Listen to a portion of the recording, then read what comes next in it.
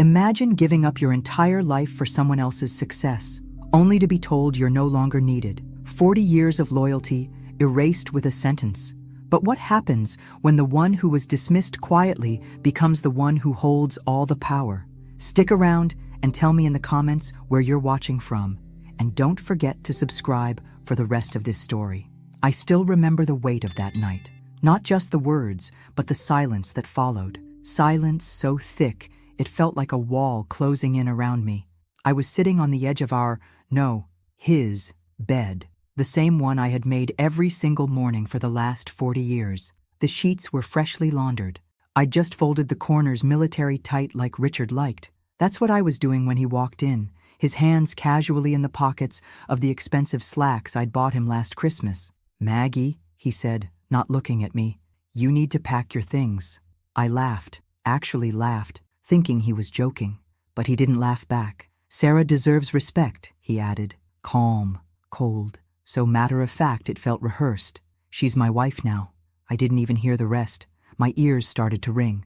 My heart didn't race. It stopped, just stopped. I stared at him, not believing, not understanding. I'd given this man my youth, my strength, my entire adulthood. I'd stood behind him as he built his clinics, as he shook hands and made deals, as people praised his ambition, never knowing it was my hands doing the dirty work behind the scenes. My savings that paid for the first building, my name on half the loans, my back that bent to keep it all together. And now I was being told I was no longer part of the story, just dismissed. I didn't scream. I didn't cry.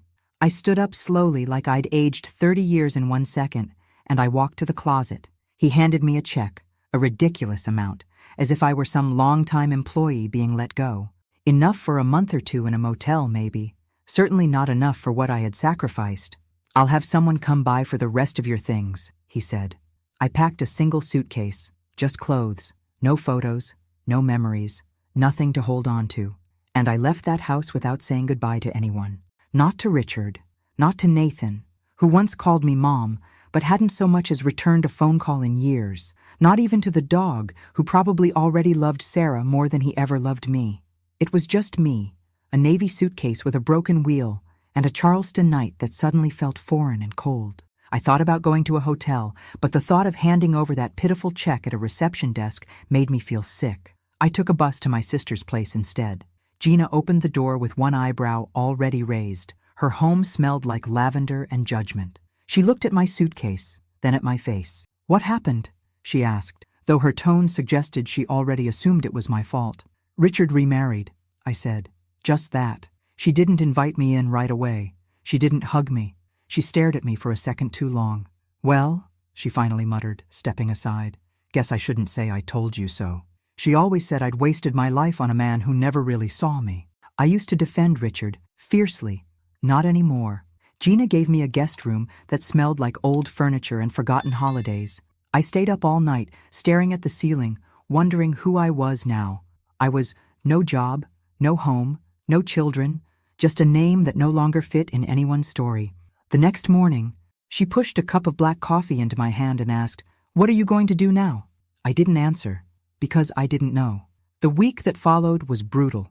Gina's tolerance had a short fuse, and her husband kept making little comments at dinner. "So, you ever going to get back on your feet? What were you doing all those years, just cooking and ironing? And worst of all, it's not like you had kids to raise." I wanted to scream, but I stayed silent. I always stayed silent, until I couldn't take it anymore. One morning, I left a thank you note and took a bus downtown. I had a few resumes folded in my purse, handwritten, because I didn't even have a laptop. I walked into the small library near the historic district. The woman behind the counter was maybe 35, her face tired but kind. I asked if they were hiring. She told me they needed someone part-time, front desk, minimum wage. I took it, and that's where I started over.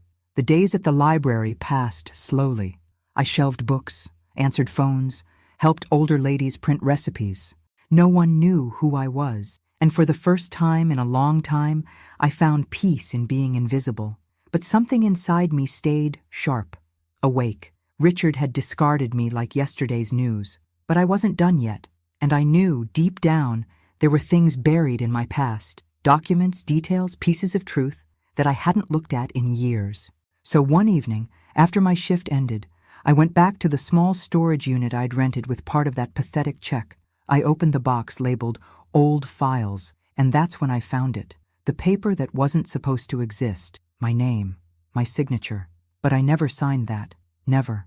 I stood there, the fluorescent light above me buzzing like static as the truth settled into my bones. This wasn't just betrayal. It was theft, and I wasn't going to stay silent anymore. It's strange how quickly people can forget everything you've done for them. Gina's voice still echoed in my ears even days after I left her house. You were always too soft, Maggie. Always waiting for someone to validate you. You gave him your life, and what did you get in return? A goodbye and a pity check? I couldn't argue. She wasn't wrong, but she wasn't kind either. I moved into a small basement apartment a few blocks from the library. The walls were thin, and the faucet dripped no matter how tightly I turned it. The radiator groaned like it was in pain, and the paint peeled from the corners of the ceiling. But it was mine. The money was almost gone by then, so I started walking everywhere to save what little I had. I ate ramen noodles, peanut butter sandwiches, and whatever was on sale at the corner store. I didn't complain. I didn't expect comfort anymore. At the library, no one asked about my past, and that suited me just fine. I watched the world pass by through the tall front windows, watched mothers hush noisy toddlers, students collapse onto beanbags with textbooks, and older women gather for their weekly book club in the community room.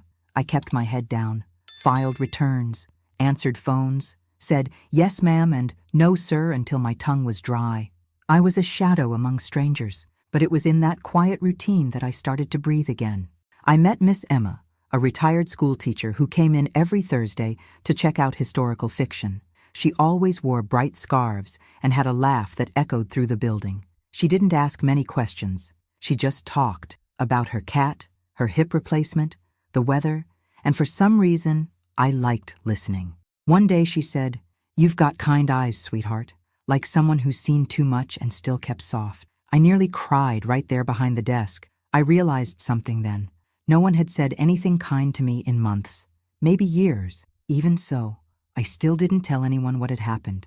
Not about Richard, not about Sarah, not about the 40 years that had vanished like a bad investment.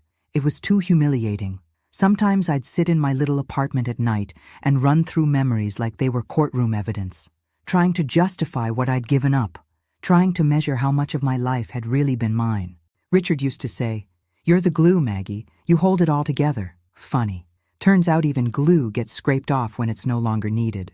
One Friday evening, I got home with aching feet and a headache from too many phone calls. I dropped my purse on the floor and sat down on the only decent piece of furniture I owned, a love seat with a squeaky spring, and stared at the stack of boxes I hadn't touched since I moved in.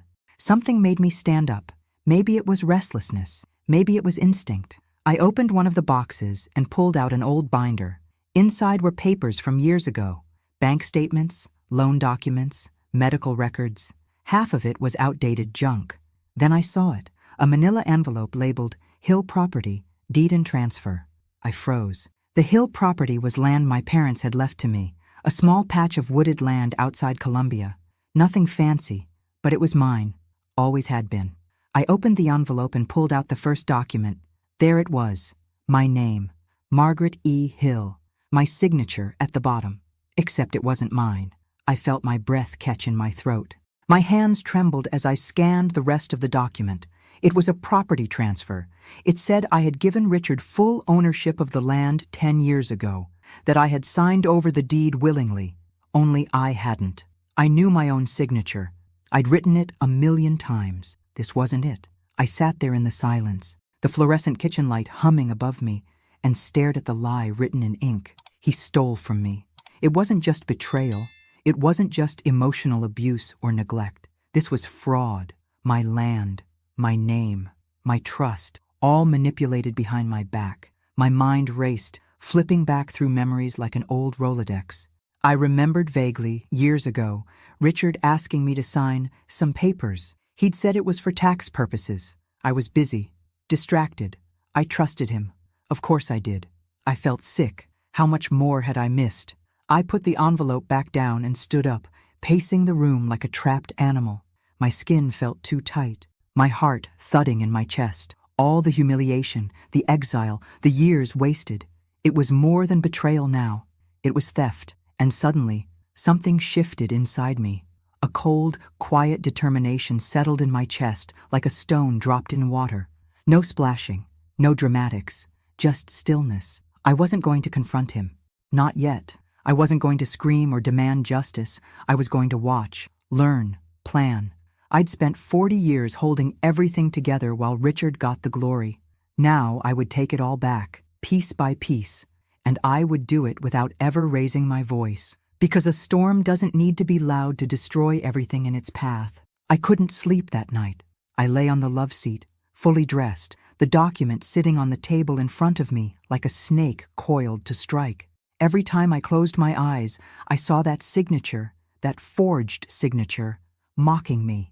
My mind wouldn't stop spinning, unraveling memories I had ignored, dismissed or forgiven over the years. What else had he done? What else had I let him get away with? By morning, I had made a decision. I wasn't going to let this go. Not like all the other things I had swallowed over the years. The quiet insults, the backhanded dismissals, the way he had started introducing me as just Margaret at events, like I was an assistant instead of his wife. The way he told people I was never much into business, even though I was the one who managed the books for the first 3 clinics while he played golf with investors. I made a list of everything I had stored away in my memory, financial documents, loan applications, deeds. I started going through the rest of the boxes, pulling out anything with numbers, names, signatures. And that's when I found the second one. Another document, another transfer. This time, a power of attorney form, dated 8 years ago, supposedly giving Richard the right to act in my name for all financial matters. I sat down slowly, holding the paper like it was radioactive. I had never seen it before, never signed it, but there was my name, my forged signature again. He didn't just steal from me once. He'd built a system around it, quiet, clean, hidden behind marriage vows and just sign this real quick moments. And I had let him. I wasn't stupid. I was trusting, and there's a difference. The next morning, I called Claire. Claire Bennett had been my roommate for 2 semesters in college, back when I still thought I'd go into journalism. Life took us down different roads, but we kept in touch on birthdays and holidays. Last I heard, she'd become a lawyer in Colombia, handling estate law and elder advocacy cases. I didn't tell her everything over the phone, just that I needed to talk, and she didn't hesitate. She invited me over that Saturday. I wore a beige cardigan that made me look older than I felt, and brought the documents in a plastic grocery bag, because nothing about this was polished. Claire greeted me with a warm hug. She looked like someone who had carved out her own corner of the world and refused to apologize for it. Her house was filled with plants and the scent of fresh coffee. I laid the documents on her kitchen table, one by one, and watched her expression change from curiosity to concern to something like controlled fury. "Maggie," she said, pointing at the power of attorney, "if this wasn't signed by you, this is felony fraud. Straight up." "I know," I whispered.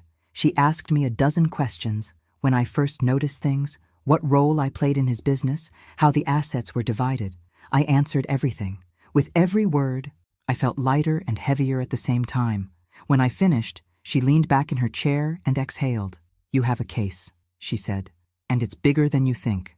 I didn't smile. I wasn't ready for victory.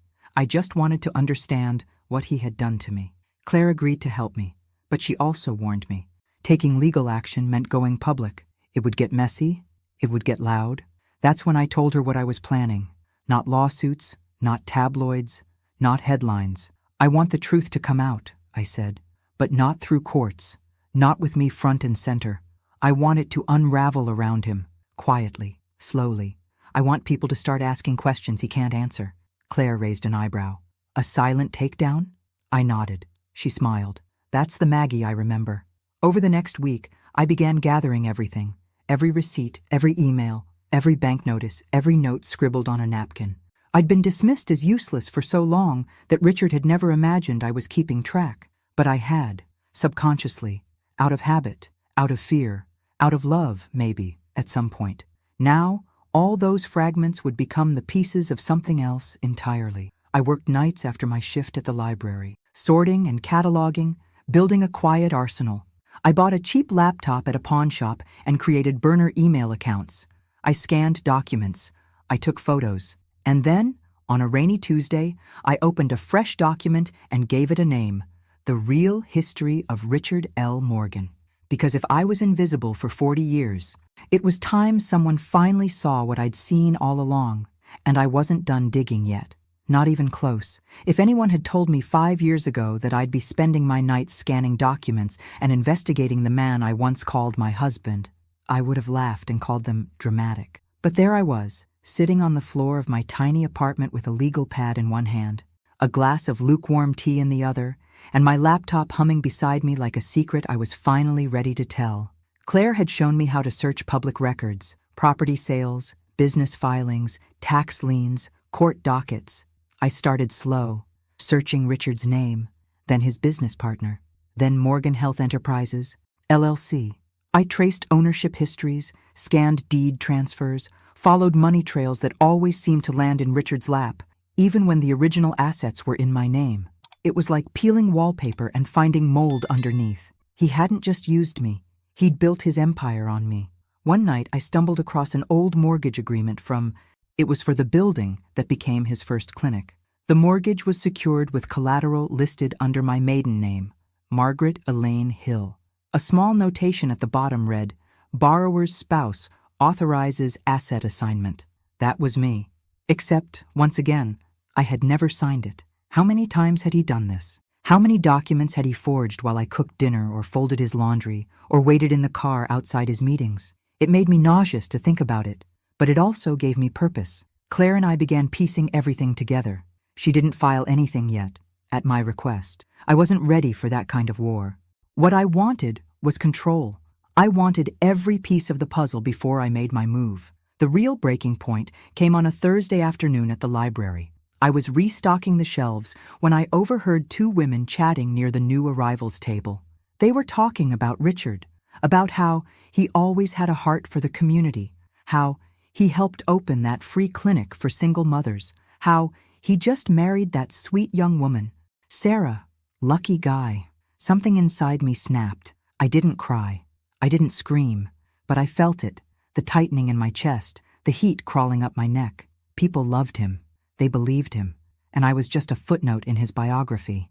That night, I opened my laptop and started writing letters. Not to lawyers, not to police, to people. Former employees, real estate agents, investors, journalists, council members. I wrote anonymously, calmly. I attached a few scanned documents, nothing overwhelming, just enough to sow a seed of doubt. I signed them only with the initials MEH. Then I sent them from burner accounts, one by one. The next day, I wrote more. It became a routine. I'd spend my mornings shelving books and saying hello to sweet old ladies, and my nights unraveling a life built on lies. It felt poetic. Quiet justice. One email turned into 3. 3 turned into 20. I didn't expect immediate results. But the thing about secrets is, once they're out there, they spread. And Richard had a lot of them. One day, Claire called me and said, "I think I found something." She sent me a scanned copy of a will. Not mine, not Richard's. My mother's. The will I thought was destroyed after probate. Claire circled a line in red.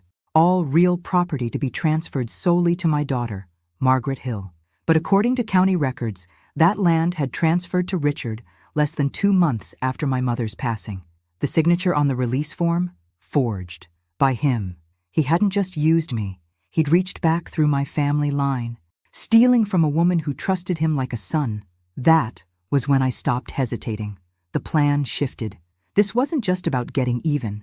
This was about telling the truth, my truth, and making sure no one else could ever call him a hero again. I updated the digital file I'd started, The Real History of Richard L. Morgan, and renamed it The Empire Built on My Silence, because that's what it was. He succeeded because I never spoke up, but I was done being quiet. I wasn't going to take him to court. I was going to take him apart, one lie at a time. There's something haunting about watching your own life unfold in front of you like evidence at a crime scene. Night after night, I sat at that wobbly kitchen table surrounded by folders, receipts, emails, and legal copies. Every paper I touched seemed to whisper a story I had forgotten, or chosen to forget, out of love, loyalty, or just plain survival. But now, I listened. I wasn't the same woman who stood silent in the face of betrayal. I was becoming something else, and they didn't even see it coming. Everyone thought I had disappeared, that I was living out my days knitting in the dark, waiting for someone to care. But I was watching, I was remembering, and most of all, I was learning. I began visiting people from Richard's past, starting with the ones he thought had vanished into the background just like I had. Old clinic staff, construction workers, receptionists, secretaries. People forget how much power quiet people have. I met with Denise, who used to manage the front desk at his first clinic. We sat at a tiny cafe off Meeting Street. She looked older, but just as sharp as ever. She was cautious at first, but when I brought up Richard's name, something flickered in her eyes. "Why do you want to know?" she asked.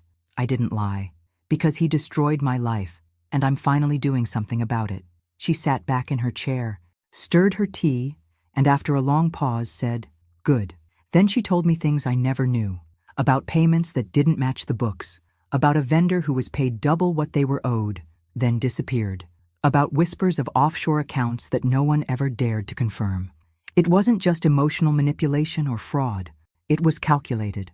And Richard had counted on my silence to keep it all under wraps. But there was something else, something Denise said as she stood up to leave that stuck with me. "You know," she said, "he once told me he couldn't have done any of it without you." It wasn't a compliment. It was a confession. I left the cafe shaken. I'd always assumed I was the collateral damage in Richard's climb to the top. But the truth was worse. I had been the foundation, the one he built everything on. The next day, I went to see Claire again. I brought everything I had. Notes, files, scanned documents, recordings from the meetings I'd started to document. She was stunned by the scope of it all. "You've basically built a case," she said. "But it's more than that. This is a history." I told her I wanted to make it public, but not in my name, not yet. We created a secure folder online, set it to private, and began uploading everything under anonymous titles. Forged deeds, altered documents, timelines, employee statements, all cross-referenced, all verified. Then I started leaking pieces to local forums. Charleston had dozens, business blogs, real estate watch groups, community exposés. I crafted every post with care, speaking in generalities, tagging people Richard had worked with. I made them ask the questions for me. Isn't this the same land Morgan Health developed back in? Why does this power of attorney look off? Anyone know who MEH is? No one connected it to me. And still, I wasn't done. One evening, I visited the small attic of the house I had once called home. Not inside. It was Sarah's house now, officially. But I knew Richard hadn't bothered to clear everything out. He never did the dirty work himself. I climbed up there while Sarah was away and Richard was overseas at some conference. I still had the old garage door code. I moved quietly, like a ghost. That's where I found the file box. A plain black box labeled simply Morgan, personal. Inside, dozens of old folders, notes scribbled in Richard's messy handwriting, and one envelope that stopped me cold. It had my mother's name on it. I opened it with shaking fingers. Inside, a letter, written by my mother just weeks before she passed away. She had written it to me. I had never seen it, and Richard had kept it from me all these years. In it, she said she was proud of me, that she trusted me with everything, that the land was meant to be my sanctuary, my freedom. She even warned me, subtly, that money has a way of making some men forget who they are. I sat in that attic and cried for the first time in months. Not out of sadness, but out of clarity. Richard didn't just steal my land. He stole my mother's final words, and that made this personal in a way I hadn't allowed myself to admit until now. I copied the letter, photographed every page, put everything back exactly how I found it, and I walked away. Not with vengeance in my heart, but with resolve, because now I had everything I needed, a plan, a motive, and a reason to see this through. I was no longer mourning the life I had lost. I was preparing to take it back. It started with a whisper. One anonymous post in a real estate forum titled, "Revisiting the Origins of the Morgan Health Clinics. Was there ever a paper trail?" I kept the tone neutral, just asking questions, but I embedded an image, one of the forged deed transfers that transferred my land to Richard. I didn't explain what it was. I let them wonder. Then I posted a second message in a business ethics blog. This time, I dropped a hint about forged signatures and property deals that had never gone through proper legal channels. I named no names, just dates and documents. By the next morning, the comments were alive. This sounds shady. Is this about Richard Morgan? I worked with him years ago. Wouldn't surprise me. People were guessing, and that was exactly what I wanted. I wasn't interested in shouting from the rooftops. I wanted rumors that felt just close enough to truth, because people believe whispers more than they believe declarations. It was time to become the whisper. I created an email account under the initials MEH and started sending copies of carefully chosen documents to a small list. 2 investigative journalists, 1 ethics professor at the local university, and a blogger known for covering business scandals in Charleston. The subject line read simply, "When reputation is built on fraud." Inside, I attached the first forged document and included 1 sentence. "This is just the beginning." Then I vanished from the inbox. No signature, no request for a reply, no breadcrumbs. I waited, and while I waited, I kept working. I created a small burner phone and programmed it with a few investor contacts I'd remembered from galas and business dinners. Names Richard had dropped when bragging about his empire. I started texting them. Simple things, questions, suggestions. Ever wonder how Morgan Health acquired that Columbia lot back in? Check the property records for the Hill estate. I'd be careful about tying your name to Richard's next expansion. I signed nothing, but the phone calls started the next week. Not to me, to him. I knew because Claire forwarded me a clip from a voicemail she'd been sent anonymously by a contact inside the investor group. Richard audibly rattled, saying, "Someone's digging. They've got old documents." I smiled. That was the first time in 40 years I imagined him afraid. At the library, life went on. I shelved books, smiled at the regulars, said hello to Miss Emma, and helped a student find a copy of The Great Gatsby for an essay. No one had any idea what I was doing after dark. That made it even sweeter. But it wasn't just about making noise. I wanted precision, timing, so I started marking my calendar. Mondays were for document drops, Wednesdays for email leaks, Fridays for anonymous posts. It wasn't chaos, it was strategy. I leaked a scan of the power of attorney, then a copy of the bank statement showing loan funds diverted under my name. Then, my favorite, a photo of the original letter from my mother, dated and initialed, with her own handwriting clearly visible. I cropped out personal details, but left just enough to make it undeniable. The caption was simple: "A letter never delivered, a land never truly given." That post alone had over views in 48 hours. Richard's name started popping up in comment sections, always surrounded by question marks. And then came the local expose. A Charleston business blog published a story, "The Empire Beneath the Surface: What We Don't Know About Richard Morgan." They didn't accuse him directly. They just asked smart, inconvenient questions, the kind that make investors nervous. That same night, I walked past the house that used to be mine. The porch light was off, the windows dark. I wondered if Sarah was beginning to sense it too, that cold prickle when you realize something isn't right. I wondered if she'd start asking her own questions. I hoped so, because the storm was coming, and I wasn't finished yet. I was just getting started. It started with Nathan. I didn't expect that. He'd spent the last decade pretending I didn't exist. When Richard introduced Sarah as his real family and pushed me out, Nathan didn't even blink. Not a phone call, not a text, not even a shrug. I raised him, not biologically, but I was the one who taught him how to tie his shoes, who showed up to every parent-teacher conference, who stayed up when he had a fever and made pancakes on Saturdays. Richard was too busy building empires to be a father, but I was always there, until I wasn't needed anymore, until Sarah came along and he conveniently forgot who taught him how to be kind. Or maybe he just chose not to remember. That's why I wasn't ready when he showed up. He came to the library.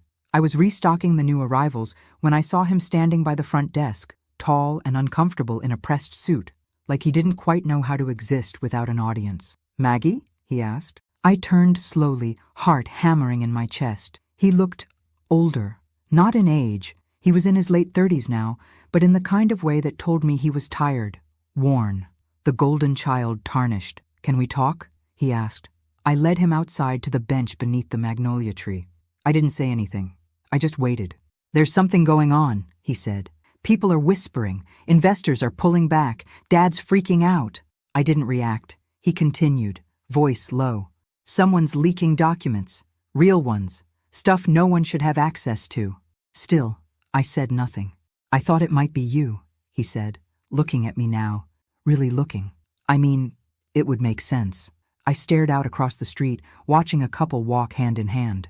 Why would it make sense? He shifted. Because you know everything. You were there. You always kept the books before the accountants took over. And because Dad, he hesitated. Because Dad never really gave you credit for any of it. The air between us hung heavy. Then quietly, he added, and because I was cruel. I didn't see it before, or I didn't want to. I turned to him, eyes sharp. You were a child. Then you became a man who mirrored him. He winced. I deserved that. No, I said. You deserved the truth. You just chose not to ask for it.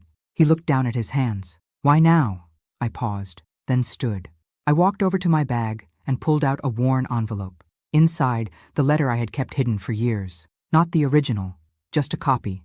The same one I'd shared with the blog, cropped and redacted. And with it, a smaller envelope, sealed in wax. I handed them to him.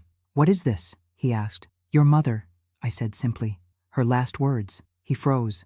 I found it in the attic. Richard kept it from you, just like he kept a lot of things. He opened the larger envelope first, eyes scanning the letter. I watched as his expression shifted. Confusion, disbelief, then pain. She wanted you to stay with me, I said. She trusted me to raise you. And I did, until the man you called Dad decided I wasn't worth your time anymore. Nathan was silent for a long moment. Then he looked up, eyes glossy. Why are you giving me this? Because you deserve to know who you are, where you came from, and who protected you, even when no one else did. He opened the second envelope. Inside was a photo, the two of us at his 6th birthday. He was missing a front tooth, frosting on his chin. I was holding the cake, laughing. He said nothing, just stared. I don't want anything from you, I told him. Not apologies, not forgiveness, but I won't be your secret anymore. He stood slowly, folding the letter back into its envelope. I'm sorry, he said. I gave a half smile. Be sorry to yourself for what you let him turn you into. He nodded, and then he left. I watched him go without emotion, because this wasn't about reconciliation. This was about revelation. And now, another crack had formed in Richard's perfect little world, one that couldn't be sealed shut with lies anymore. And I had so much more left to reveal. The first time I saw Richard's face on the local news, I didn't flinch, I didn't gloat. I just sat on the edge of my bed with the volume low and my tea cooling in my hands. They didn't say his name outright, not yet, but the anchor's tone was serious. A prominent healthcare executive in Charleston is facing questions regarding property acquisitions and possible forgery connected to early business ventures. While no formal accusations have been made, documents leaked to regional watchdogs suggest a pattern of unethical, possibly illegal, behavior spanning over 2 decades. And then, in the corner of the screen, a grainy photo of Richard shaking hands at a ribbon-cutting ceremony. That was all it took, all it needed. One seed planted on live television.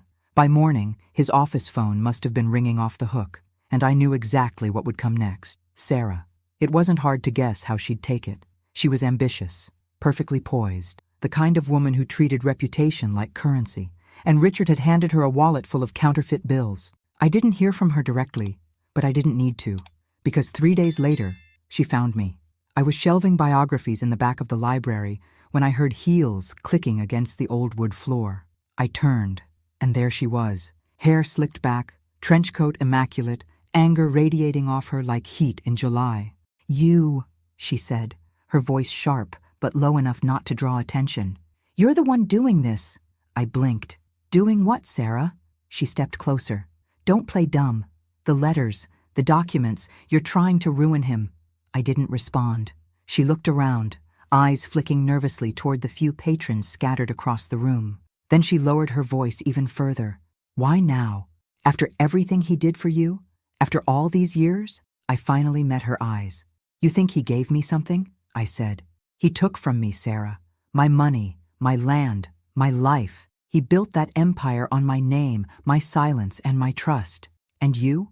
You're just the next woman he's using. She flinched just slightly. I love him, she said, but it came out uncertain. I gave a sad smile. You don't know him. She hesitated. Then, why not just move on? You could have taken the check, started over. Why go to war? I leaned in, quiet but firm. Because I spent 40 years being erased, and I won't be erased again. She didn't speak after that, just stared, as if she were trying to read me for the first time, and realizing she couldn't. Then she turned and walked out without another word. But something had shifted. I knew the look in her eyes, doubt, and it would fester. By the end of that week, I got confirmation. An anonymous tip, forwarded to Claire, revealed that Sarah had retained a private attorney, not for Richard, for herself. She was beginning to dig. She had access to his personal files, his safe, his private emails. And while she didn't know it, she was about to find everything I had already found, and more. Claire called me one night, voice tense with disbelief. She found the originals, she said. Deeds, letters, loan documents, even some personal recordings. He kept everything, like he never thought anyone would challenge him. I felt something stir in my chest. Not quite victory, but justice, coming into focus. Sarah didn't reach out again, but I didn't need her to, because she had seen the rot in the foundation, and she was beginning to understand just how deep it went. The walls were closing in now. Richard had spent decades controlling the narrative, the money, the people. But now, the people closest to him were watching him unravel, and all I had done was tell the truth, quietly, relentlessly, and I wasn't stopping until the whole house came crashing down. They say the truth always finds a way to the surface, but in Richard's case, it didn't float, it was dragged up, page by page, signature by signature, betrayal by betrayal. It started with Sarah. She must have waited until he was out of town again, some health tech summit in Denver, if I recall correctly. Claire's source told us Sarah entered his office at night, alone. She had the passcode to his private safe. Of course she did. She was his wife, after all. Inside, she found the black box, the one I had found weeks earlier. But she didn't just peek inside like I had. She opened every file. She read every contract, listened to every recorded phone call saved on USB drives, saw every lie, every name forged, every land deed rewritten without consent. She saw my mother's letter. She saw my name on documents I never signed. She saw the signature he had practiced until it looked like mine. And for the first time, Sarah finally understood who she had married. She took it all, photocopied it, scanned it, compiled it into a flash drive. Then she did what Richard never expected her to do. She handed it to a lawyer. Claire called me that morning, her voice electric with disbelief. She gave me everything, Maggie, she said. She came into my office, sat down and said, I didn't sign up for this. I won't be complicit. She's out. I didn't say a word. Just let the quiet wrap around me like armor, because I already knew. The house of cards had finally started to collapse. Over the next few days, things moved fast. Claire took the drive and filed an anonymous complaint with the South Carolina Department of Revenue, then with the Secretary of State's office. Then, quietly, with 2 investigative journalists from the Post and Courier who had been waiting for the green light. It was out of our hands now, but still very much in our favor. Richard returned from Denver to chaos. Silent phone calls, cold shoulders, an emergency board meeting. A legal notice slid under his office door. He must have thought he could spin it. He always did. But this time, there were too many threads, too many inconsistencies, too much proof. And worst of all, there was no villain to point to. No scandalous ex, no dramatic public accusations, no courtroom breakdown. Just the quiet unraveling of decades of deceit. And I stayed silent, watched it all from a distance like a storm I didn't need to run from anymore. People began whispering in higher circles. How did he get away with it for so long? Was his wife involved? Did anyone ever meet the first woman? What was her name again? They remembered me now. Not as Richard's wife, but as the one who vanished and came back with the truth. I heard through Claire that Sarah had moved out, took only what she brought into the marriage and the flash drive that changed everything. As for Nathan, he'd gone quiet too. Rumor was he'd begun the process of legally removing the Morgan name from his financial holdings. He hadn't called me again. I didn't expect him to, but I knew he saw it now, the lie of it all. One afternoon, I walked by Richard's clinic in the old historic district. It was shuttered. A white sheet of paper taped to the door read, "Closed for restructuring." The building looked tired, like it finally felt the weight of all it had carried. I stood there for a long moment, not satisfied, not triumphant, just still. Because it wasn't about revenge anymore, it was about truth, and the truth had finally spoken, loud enough for the world to hear. There was a moment, just one, that made everything pause. It was early morning. The air was crisp, the streets quiet. I was walking to the library with a warm cup of coffee in hand when my phone buzzed with a message from Claire. Just one line. They're publishing it today. I stood still on the sidewalk, staring at the screen like it might rewrite itself. But it didn't. That was the day my story, my truth, went public. The article came out on a local but well-respected independent blog that specialized in investigative journalism. It wasn't tabloid gossip. It was clean, factual, damning. The Empire Built on Silence, How Margaret Hill Was Erased, and How She Took Her Story Back. The title alone made me sit down on the nearest bench. I read the whole thing, slowly, breath catching at certain parts. It didn't tell every secret. It didn't need to. It laid out the timeline, how Richard Morgan acquired land and business capital through forged documents, how a power of attorney appeared under suspicious conditions, how key pieces of his empire were quietly backed by a woman he later discarded like a used handkerchief. They didn't name me as the source, but they didn't have to. The city knew, and the silence I had lived under for decades shattered like glass. I received messages that week, dozens of them. Some from strangers, some from people I hadn't heard from in years. One, from an old friend I hadn't seen since my wedding, said, "Maggie, I'm sorry I wasn't there. I didn't know. I didn't ask. I should have." But the message that caught me off guard came from the Charleston Women's Advocacy Network. They asked if I would speak at a panel about elder women's financial abuse and emotional neglect. I almost said no, but then I thought, why not me? So I said yes. The event was held at a small community center, nothing fancy. Folding chairs, plastic pitchers of water, a modest stage with two other women, one who had lost everything to a predatory caregiver, another who had been scammed by her own daughter, and then me. I stood at that podium and looked out at a room full of women with tired eyes and strong spines. Some held notebooks, some held tissues, most just held on. "My name is Margaret Hill," I said, and I was erased, slowly, quietly, and willingly, because I loved someone who taught me to shrink. I told them the truth, not every detail, but enough to make them nod, cry, reach for each other's hands, and when I finished, there was no applause, just silence. And then, one by one, they stood. It wasn't celebration. It was solidarity. And for the first time in decades, I felt like I was standing, too, not behind someone, not in someone's shadow, but as myself. Richard, meanwhile, was fighting to stay afloat. He'd sold off one of his clinics to settle quiet claims. The rest? Under audit. His reputation? In review. His board seat? Suspended. He hadn't made a public statement. Couldn't. Because how do you defend what's already unraveling? Nathan had issued his own statement, carefully worded, distancing himself, expressing regret for past complicity and gratitude to those who stood up when silence would have been easier. I didn't reply to him. I didn't need to. Some stories don't require reunion, only truth. I still lived in the same small apartment, still walked to work, still sorted books and helped teenagers with overdue fees. But now, people smiled at me differently, like they saw me, not as a victim, but as the woman who lived in silence for 40 years and then rewrote her own story. And still, I wasn't done. Because redemption doesn't come in headlines or court rulings. It comes in choices, and my final one was still waiting for me. Redemption doesn't arrive like a firework. It creeps in quietly, almost unsure of its welcome. You don't notice it at first. You're too busy watching your enemies burn, too consumed with the slow satisfaction of justice settling like dust around their polished shoes. But when it comes, it's unmistakable. Richard had vanished from the spotlight.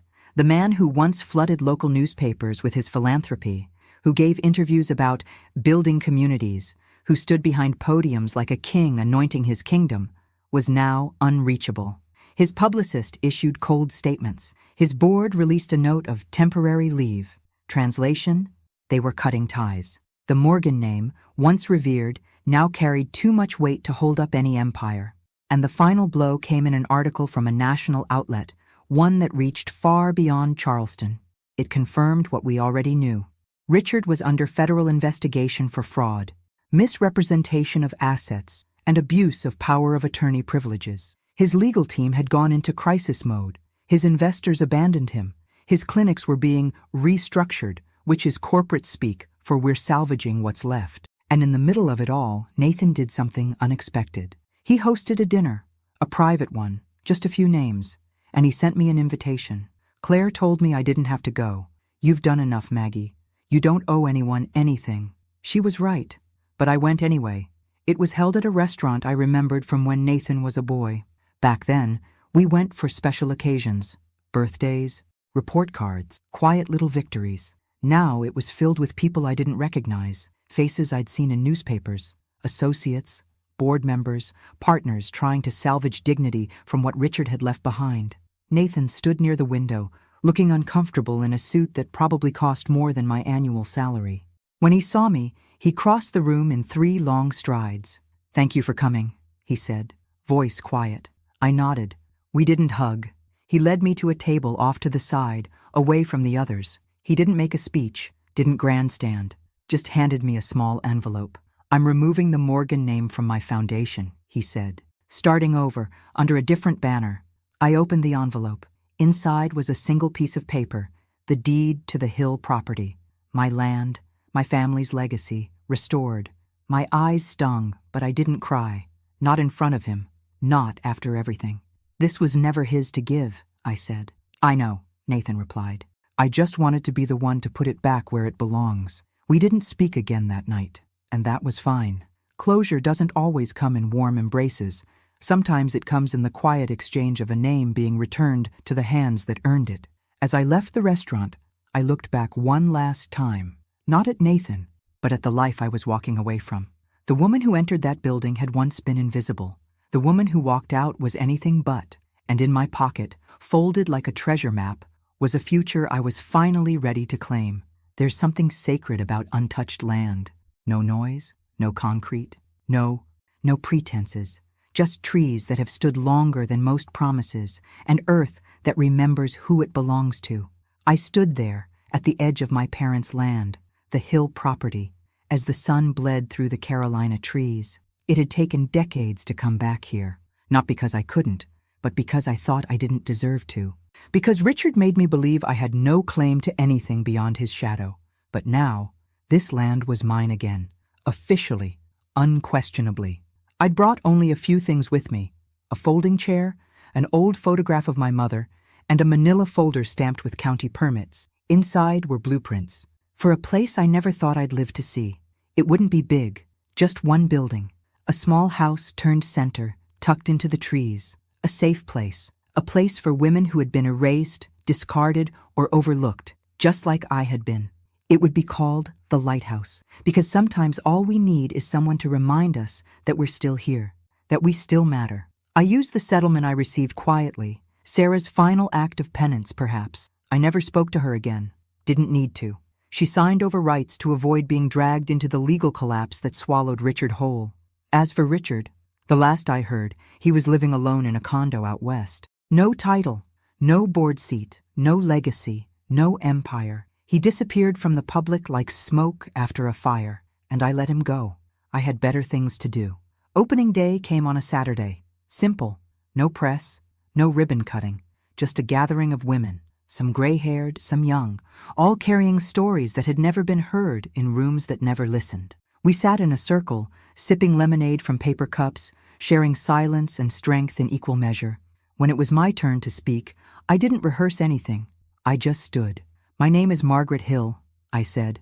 "For 40 years, I was the backbone of something I never got credit for. I gave everything to someone who told me I was lucky just to be beside him. And when I had nothing left to give, he told me to go." I paused. But he forgot something. He forgot that women like us, we don't stay gone. We watch, we wait, and when the time is right, we rise. A soft murmur of agreement passed through the group. Heads nodded, eyes welled. "And I don't need applause," I added. "I don't need headlines. I just need you to know. You're not invisible. You never were." We didn't clap. We just sat together in the light, and I felt peace for the first time in my life, not because I had won, but because I had reclaimed my name, my voice, my worth. And as the trees swayed gently behind us, I knew my story was no longer about what I had lost. It was about what I chose to build, silently, steadily, unforgettably. Thanks for listening. Don't forget to subscribe and feel free to share your story in the comments. Your voice matters.